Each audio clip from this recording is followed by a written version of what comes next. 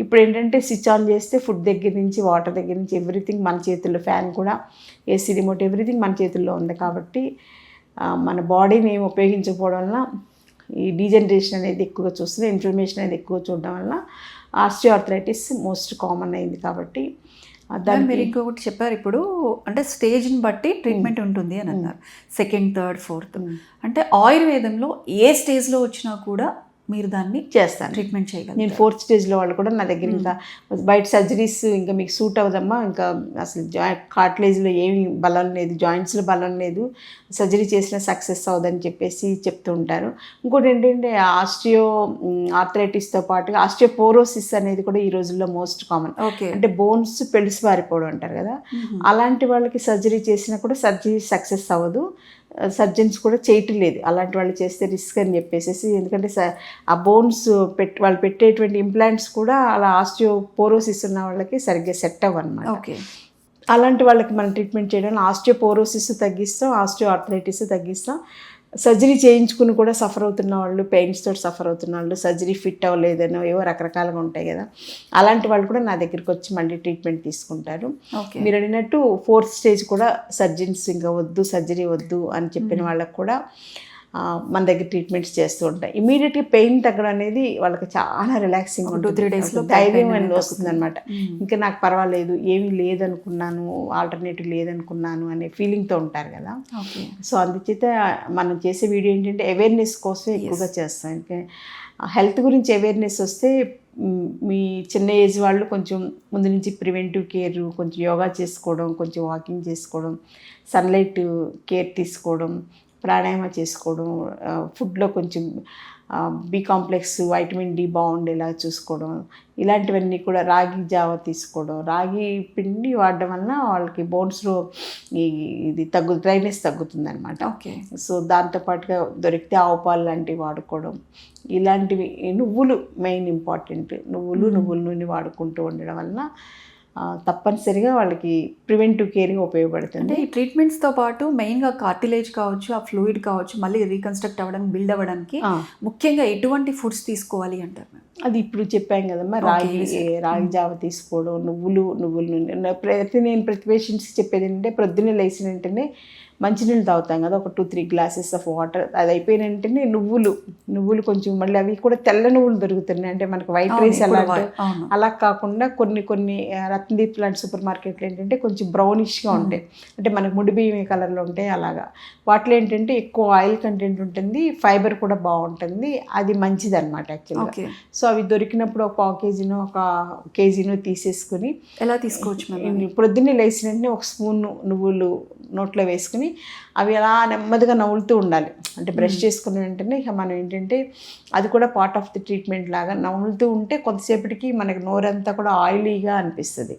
అంటే న్యాచురల్గా మనం ఆయిల్ని నోట్లో తయారు చేసాం అనమాట. సో దానివల్ల ఏంటంటే ఇక్కడ మనకి వైటమిన్స్ అన్నీ కూడా కరెక్ట్గా ఫిల్ అవుతాయి, మొత్తం గట్టంతా కూడా మంచిగా తయారవుతుంది.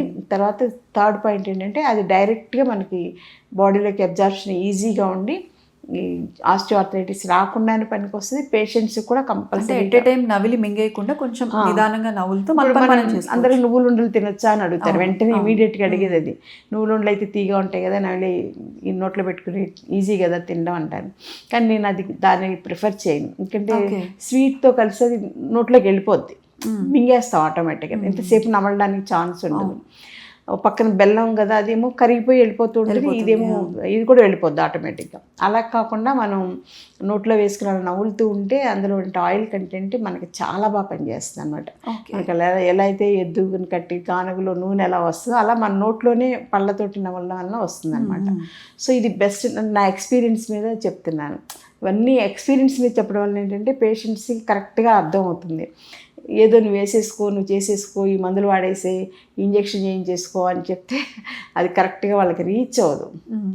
సో ఒకసారి ఇది ట్రై చేస్తారు, నువ్వులతో ట్రై చేస్తారు, వాళ్ళకి అర్థం అవుతుంది. ఇలా వెళ్తే ఇలా బాగుంది, నిజమే కదా, ఇది మొదలుపెట్టాక బాగుంది. అలాగే నువ్వులు కారప్పొడి కూడా చేసుకోవచ్చు.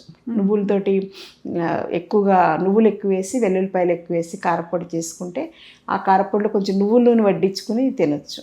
అప్పుడు అది కూడా మనకి కార్టిలేజ్ డెవలప్మెంట్కి పనికి వస్తుంది. సో మన పాత రోజులు ఏంటంటే చిమ్మిలి అని చెప్పేసి పిల్లలకి ఫంక్షన్ ప్రతి ఫంక్షన్లో నువ్వులు ఉండలు పెడుతుండేవాళ్ళు కదా. అందుకని మనకి ఇలాంటి ప్రాబ్లమ్స్ ఆ ఏజ్లో తక్కువగా ఉండేది. ఇంకోటి ఏంటంటే మనం కూర్చోవడం లేవడం ఇవన్నీ మామూలుగా బోన్స్ స్ట్రాంగ్గా ఉన్నప్పుడు చేస్తూ ఉంటేనే మంచిది. కింద కూర్చుని వంట చేయడం, కింద కూర్చుని కూరగాయలు కట్ చేయడం, కింద కూర్చుని బట్టలు ఉతకడం, ఇవన్నీ కింద కూర్చుని చేసేవాళ్ళం చిన్నప్పుడు. ఇప్పుడు అన్నీ నిలబడే, కంటిన్యూ స్టాండింగ్, కూరగాయలు కట్టిన దగ్గర నుంచి వంట దగ్గర నుంచి వాషింగ్ మిషన్ దగ్గర నుంచి ఎవ్రీథింగ్ ఇంకా నిలబడే ఫాస్ట్గా అయిపోతుంది. అలా అయితే 2 hours పట్టేది, ఇలా 1 hour లోపల అన్నీ కంప్లీట్ అయిపోతాయి కదా. దానివల్ల మనకి నిలబడడం వల్ల ముఖ్యంగా జాయింట్స్ ఎఫెక్ట్ అవుతున్నాయి కాబట్టి అది కూడా దృష్టిలో పెట్టుకోవాలి. పాత రోజుల్లో లాగా కొంచెం బాడీ కోఆపరేట్ చేసి చేయగలిగితే కింద కూర్చోవడం మంచిది, లేదా కొంచెం పేట వేసుకుని కూర్చోవడం, అట్లా కొంచెం ఎక్సర్సైజ్ లాగా మనం చూసుకోవాలన్నమాట. అప్పుడు ఆ జాయింట్స్ని ఉపయోగిస్తేనే అది పనిచేస్తుంది. మనం ఉపయోగించుకున్నా ఉంటే ఏదైనా తుప్పడిపోద్ది. కార్ అయినా అంతే, మిక్సీ అయినా అంతే, మన జాయింట్స్ అయినా అంతే.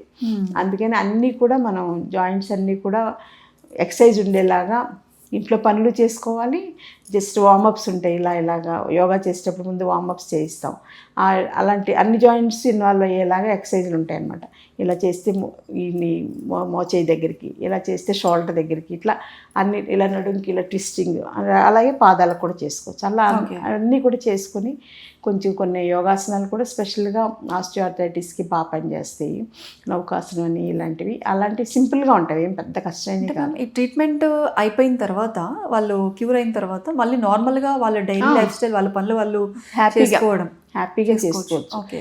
అందులో నేను చేసిన పాత జనరేషన్ వాళ్ళు ఏంటంటే వాళ్ళకి ఇలా ఎక్సర్సైజులు ఇవన్నీ చెప్పినా కూడా వాళ్ళు అర్థం కాదు, చేసే టైప్ కాదు. సో వాళ్ళు ఏంటంటే వాళ్ళ ఇంట్లో పనులు చేసుకోవడం, ఎండకి ఎక్స్పోజ్ అవ్వడం, ఇలా రెగ్యులర్గా చేసుకోవడం వలన మళ్ళీ వ్యాధి పెరగకుండా కూడా ఉపయోగపడుతుంది అనమాట. సో వాళ్ళ పనులన్నీ వాళ్ళ ఇంట్లో చేసుకోవచ్చు. ఎక్కువ ఏదైనా అతి సర్వత్రా వర్జయితే ఎక్కువ చేయొద్దండి. ఎక్కువ వాకింగ్ కానీ, ఎక్కువగా టూ మచ్గా బరువులు మోయడం కానీ, అంటే ఏదైనా ఒక పార్ట్ కొంచెం డ్యామేజ్ అయిందంటే ఆ పార్ట్ని మనం సున్నితంగానే ఒక దృష్టి పెట్టుకుని ఉంచుకోవాలి. నాకు మోకాళ్ళు ఆల్రెడీ అరిగినాయి, కొంచెం జాగ్రత్తగా ఉండాలని ఎవరికి వాళ్ళకే అది వచ్చేస్తాయి అలర్ట్నెస్. అలా అని నేను పేషెంట్ని 24 గంటలు పడుకోవాలనేది కూడా కరెక్ట్ కాదు. రెస్ట్ టైంలో రెస్ట్ తీసుకోవాలి, పని చేసుకోవాల్సిన టైంలో పని చేసుకోవాలి. కానీ కంపల్సరీగా ఎండ తగిలేలాగా, కొంచెం ఎక్సర్సైజ్ ఉండేలాగా మన మైండ్ని అలా ప్రిపేర్ చేసుకుంటే లేచినంటనే కొంచెం ఎక్సర్సైజ్ చేసుకోవాలి. ఎవరికైనా చేసుకోవాలి. ఫిట్నెస్ బాగుంటే సూర్య నమస్కారాలు అన్నీ బాగా చేసుకోవచ్చు. అంత ఫిట్నెస్ లేనప్పుడు కొన్నన్నా మనం జస్ట్ దివాన్ లాంటి దాని మీద పడుకుని, కింద పడుకుని లేవలేరు కదా. సో అందుకని దివాన్ లాంటి దాని మీద పడుకునే సింపుల్ ఎక్సర్సైజెస్ చేసుకోవచ్చు. ఓకే మ్యామ్, అయితే మీరు ఇన్ని ఇయర్స్ నుంచి ఇన్ని కేసెస్ చూసినప్పుడు ముఖ్యంగా ఇందులో ఆస్టియోఆర్థరైటిస్లో ఎక్కువగా ఉమెన్కి మీరు ఎక్కువ కేసెస్ చూస్తున్నారా, జెంట్స్లో ఎక్కువ కేసెస్? జెంట్స్ కన్నా విమెన్లోనే ఎక్కువ చూస్తుంటాం. ఆస్టియోఆర్థరైటిస్ లేడీస్లోనే ఎక్కువ చూస్తుంటాం. ఎందుకంటే వాళ్ళకి స్ట్రెస్ కూడా ఫస్ట్ ఫ్యాక్ట్, తర్వాత ఏంటంటే ఒబెసిటీ సెకండ్ ఫ్యాక్టర్, తర్వాత హార్మోనల్ ఇంబ్యాలెన్స్. ఇప్పుడైతే ఇంకా చిన్నపిల్లలు అప్పటి నుంచి హార్మోనల్ ఇంబ్యాలెన్స్ చూస్తున్నాం కదా. సో మెనోపాజ్ పీరియడ్కి ముందుగా ఎక్కువగా ఆస్టియోఆర్థరైటిస్ చూస్తుంటాం. కానీ ఈ మధ్య జెంట్స్లో కూడా చూస్తున్నాం. జెంట్స్లో ఎక్కువ నిలబడి ఉండడం, ఎక్కువ బస్ జర్నీస్ చేయడం, ఎక్కువ బండ్ల మీద తిరగడం, వాళ్ళ ప్రొఫెషన్ బట్టి ఎక్కువసేపు నిలబడి ఉండడం, ఇట్లాగా జెంట్స్లో కూడా చూస్తున్నాం. ట్రీట్మెంట్ ఏమైనా డిఫరెన్స్ ఉంటుందా మ్యామ్? జెంట్స్లో నేను చూసిన వాళ్ళు ఏంటంటే ఎక్కువగా వంకర్లు అనేవి ఎక్కువ చూస్తున్నాం. అంటే వాళ్ళు నెగ్లెక్ట్ చేసుకుంటున్నారేమో. జనరల్గా పెద్ద పొట్టు ఉండడం వల్ల కింద కాళ్ళు ఎలా ఉన్నాయి మనకు కనపడవు. సో బాణ పొట్టు అంటాం కదా, అలా ఉండడం అనేది జెంట్స్లో మోస్ట్ కామన్ కదా. సో అలాంటి వాళ్ళకి ఏంటి కింద పాదాలు కాళ్ళు వంకర్లు పోతున్నాయని కూడా వాళ్ళు గమనించరు. ఎప్పటికో వాళ్ళకి నోటీస్ చేస్తారు, సివియర్ పెయిన్ వస్తుంది అని చూపించుకున్నప్పుడు కాళ్ళు ఇలా వంకర్లు వచ్చేసి దొడ్డి కాళ్ళు అంటాం కదా, అలా అయిపోతుంది. సో వాళ్ళకి ఎక్కువ రోజులు ట్రీట్మెంట్ అవసరం. లేడీస్ కన్నా జెంట్స్కి కొంచెం ఎక్కువ రోజులు ట్రీట్మెంట్ అవసరం. అది కూడా మళ్ళీ నార్మల్ అయిపోతుందా? అవుతుంది. కానీ జెంట్స్ లేడీస్ అంత కోఆపరేటివ్గా ఉంటారు. లేడీసే నాకు అలవాటు, ఎక్కువ సాఫ్ట్గా ఉంటారు, చెప్పింది ఫాలో అవుతారు. వీళ్ళకి భయం అనేది కూడా ఉంటుంది కాబట్టి మళ్ళీ ఒక 6 monthsలో రండి అమ్మ అంటే వస్తారు, 1 yearలో రండి అంటే వస్తారు. జెంట్స్ తోటి కొంచెం ట్యాకిల్ చేయడం కష్టమే. ఇంకా వాళ్ళు ఏంటంటే ఇన్సూరెన్స్ కుదరదు కదా అని సర్జరీకి వెళ్ళిపోవడం ఏదో చేస్తారు. సర్జరీ తర్వాత కూడా ప్రాబ్లమ్స్ వచ్చినప్పుడు అప్పుడు మా దగ్గరికి వస్తుంటారు. జనరల్గా మోకాళ్ళు ఆస్టియోఆర్థరైటిస్ అంటే స్టార్టింగ్ ఒక కాలు ఎక్కువగా ఉంటుంది, కుడికాలు ఎక్కువగా ఉండొచ్చు. ఎక్కువగా మనం కుడి చెయ్యి కుడికాలు ఎక్కువ ఉపయోగించడం మనకు అలవాటు కదా. అది వచ్చిన వెంటనే ఎలర్ట్ అవ్వాలి వాళ్ళు. నాకు రెండో కాలు కూడా ఎఫెక్ట్ అవుతుందేమో అని చెప్పేసి ఒక భయం ఉండాలన్నమాట. సో అందుచేత ముందు నుంచి ఒక కాలు వచ్చిన వెంటనే ఆయుర్వేదిక్ లైన్స్లో ట్రీట్మెంట్కి వచ్చేస్తే రెండో కాలు డ్యామేజ్ అవ్వకుండా మనం కాపాడొచ్చు. బయట ఏంటంటే ఒక కాలుకి ముందు సర్జరీ చేస్తారు, కొన్నాళ్ళు పోయాక ఒక 3 months తర్వాత మళ్ళీ ఎడం కాలుకి నెక్స్ట్ లెగ్ చేద్దామని చెప్పేసి చెప్తుంటారు. మన దగ్గర రెండు కూడా ఒకేసారి చేసేస్తారు సైమల్టేనియస్. సాధారణంగా ఈ ఆస్టియోఆర్థరైటిస్ వాళ్ళకి నెక్ పెయిన్ అంతకుముందు ఉండొచ్చు, severe cervical spondylitis, severe lumbar spondylitis కూడా ఉండొచ్చు, జనరల్గా ఉంటాయి, చాలా తక్కువ మందికి ఉండకపోవచ్చు. సో అది కూడా తగ్గేలా చేసుకుంటాం మనం. వాళ్ళకి ఇంకా మన దగ్గరికి వచ్చాక నెక్ పెయిన్ మళ్ళీ రాదు, బ్యాక్ పెయిన్ కూడా రాదు. సో సాధారణంగా బయట సర్జరీస్ అయిన వాళ్ళకి ఏంటంటే కొన్నాళ్ళ తర్వాత సివియర్ బ్యాక్కి రావచ్చు, ఇంకో ప్లేస్లో అటాక్ అవుద్ది అనమాట. అంటే ఆ పెరిగినటువంటి వాతాన్ని ఆ ప్లేస్లో మనం దాన్ని కొత్తగా అవన్నీ ఇంప్లాంట్స్ అవి చేసేసి ఫిట్నెస్ ఇస్తున్నాం కాబట్టి ఆ వాతం అనేది బాడీలో ఎక్కడో దాక్కుని ఉంటుంది కొన్నాళ్ళు, శత్రువులు వస్తే మనం ఎలా అయితే దాక్కుంటాం అలాగా. సో కొన్నాళ్ళు పోయిన తర్వాత మళ్ళీ అది అటాక్ చేస్తుంది, వేరే ప్లేస్లో రొమటైడ్ ఆర్థరైటిస్ రావచ్చు, లేకపోతే బ్యాక్ పెయిన్కి రావచ్చు, సివియర్ వస్తుంది అనమాట. అప్పుడు మళ్ళీ వెళ్తే మళ్ళీ దానికి సర్జరీ అంటారు. సో మనం ఆయుర్వేదిక్ లైన్స్లో ఏంటంటే ఒకసారి వచ్చిన వాళ్ళకి మోకాళ్ళకి ఫిట్నెస్ వచ్చేలాగా, లోపల డీహైడ్రేషన్ తగ్గేలాగా, లోపల ఫ్లూయిడ్ ఫామ్ అయ్యేలా చేయడంతో పాటుగా జనరల్గా మిగిలిన బోన్స్, మిగిలిన జాయింట్స్, డిస్క్స్ అన్నీ కూడా స్ట్రెంథెన్ అయ్యేలాగా లోపలికి వస్తికర్మ చేయడం వలన మెయిన్గా అడ్వాంటేజ్ అనమాట. ఓకే, అంటే ఈ ట్రీట్మెంట్స్ తర్వాత మీరు ఏదైతే ఈ ట్రీట్మెంట్స్తో పాటు ఈ ఆయిల్ మసాజ్ కావచ్చు, తైలాలు కావచ్చు, అంటే వారి ఇంటికి వెళ్ళిన తర్వాత కూడా ఈజీగా చేసుకొని ఆ రిలీఫ్ అనేది ఉంటుందన్న వాటితో ఉంటుంది. అంటే ఇస్తాము వాళ్ళ అంత టైము అంత ఓపిక ఇక్కడ వీళ్ళు మీరు చేసేది డిఫరెంట్ ఉంటుంది, కానీ ఇంట్లో ఉంచుకోవడం సేఫ్. ఎందుకంటే కొంచెం అప్పుడప్పుడు వాళ్ళు ట్రై చేస్తూ ఉంటే మంచిదే, ఆ ప్లేస్లో కొంచెం సూదింగ్గా ఉంటుంది, మళ్ళీ వాతం పెరగకుండా ఉంటుంది, లోకలైజ్ అవ్వకుండా ఉంటుంది. కాబట్టి కొంచెం వాళ్ళకి సజెస్ట్ చేస్తాం, కొంచెం మెడికేషన్ కూడా ఇస్తాము. 3 to 6 months మెడిసిన్స్ కూడా వాడాలి, లోపల కార్టిలేజ్ని ఇంకా స్ట్రెంథెన్ చేసేలాగా మెడిసిన్స్ ఉంటాయి ఆయుర్వేదంలో. అవి వాడుతూ వాళ్ళ ఇంట్లో ఆయిల్ మసాజ్ లైట్గా, అంటే జాయింట్కి చేసుకుంటే చాలా అంతా అక్కర్లేదు, అలా చేసుకోవడం, కాళ్ళు ఇలా పైకి పెట్టుకుంటే ఇలా చేసుకుంటే సరిపోతుంది, ఎక్కువ స్ట్రెయిన్ లేకుండా అలా చేసుకుంటే సరిపోతుంది. Okay ma'am, thank you ma'am. Osteoarthritis గురించి చాలా వివరంగా తెలియజేశారు. చాలామందికి వీటిపై చాలా అపోహలు కూడా ఉంటూ ఉంటాయి. ఒక పెయిన్స్ వచ్చినాయి అంటే అన్బేరబుల్ పెయిన్ దాకా వెయిట్ చేయడం, ఫైనల్గా సర్జరీస్కి వెళ్ళిపోవడం. సర్జరీస్కి వెళ్ళినప్పుడు కూడా వాళ్ళు చాలా భయపడతారు, అవి కూడా మళ్ళీ వాళ్ళ హెల్త్ కండిషన్ మీద ఎఫెక్ట్ చూపించడం. కానీ ఆయుర్వేదంలో దీనికి సంబంధించి మంచి ట్రీట్మెంట్స్ అయితే ఉన్నాయి. లేటెస్ట్గా మా ఆయుర్వేదిక్ డాక్టర్స్ అందరు కూడా చాలా బాగా చేస్తున్నారు, స్పెషలైజ్డ్గా ఓన్లీ పెయిన్ క్లినిక్ అని పెట్టుకుని ఇలాంటి వాటిల్లో బాగా చేస్తున్నారు. దాంట్లో ఇదేంటంటే ముఖ్యంగా సైడ్ ఎఫెక్ట్స్ లేకుండా సేఫ్గా ఉంటుంది.